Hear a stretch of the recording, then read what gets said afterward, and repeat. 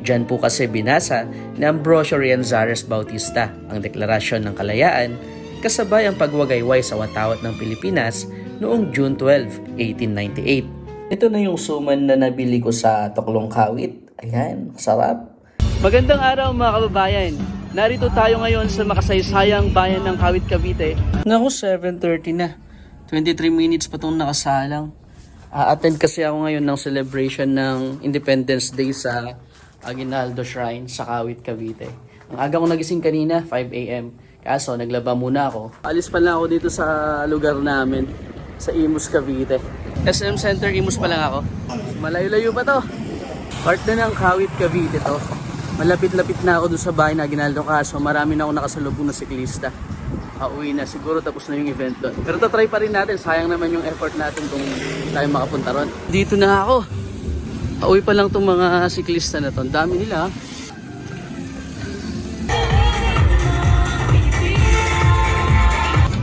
Magandang araw mga kababayan. Narito tayo ngayon sa makasaysayang bayan ng Kawit, Cavite upang makiisa sa pagdiriwang ng ika-128 anibersaryo ng Araw ng ating Kalayaan. Dito, mismo sa bahay ni General Emilio Aguinaldo, ipinahayag ang ating kalayaan noong ika-12 ng Hunyo 1898. Makikita natin ang napakagandang harapan ng Aguinaldo Shrine.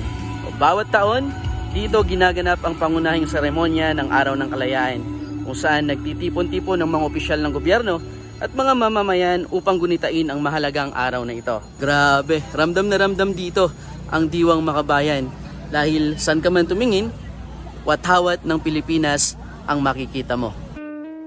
Sa unahan ay makikita natin ang sikat na balkonahe ng bahay ni General Emilio Aguinaldo.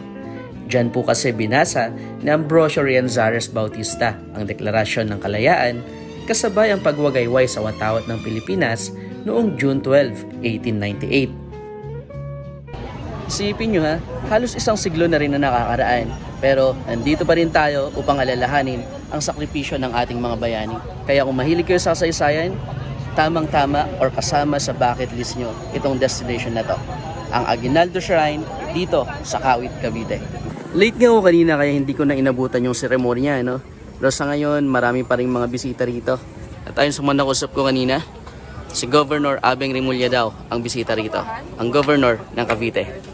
Dahil nga late na, hindi na ako papasok sa loob ng bahay ni General Emilio Aguinaldo.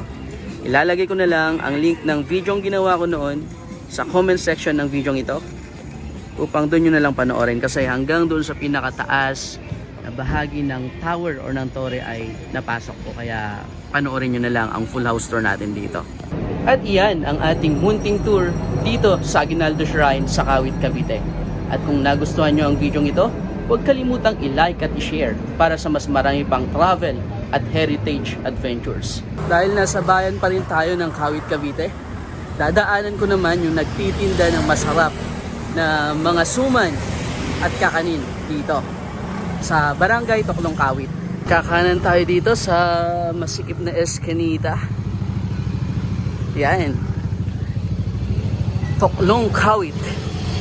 Paborito ko dyan yung sumang balinghoy Kasava suman.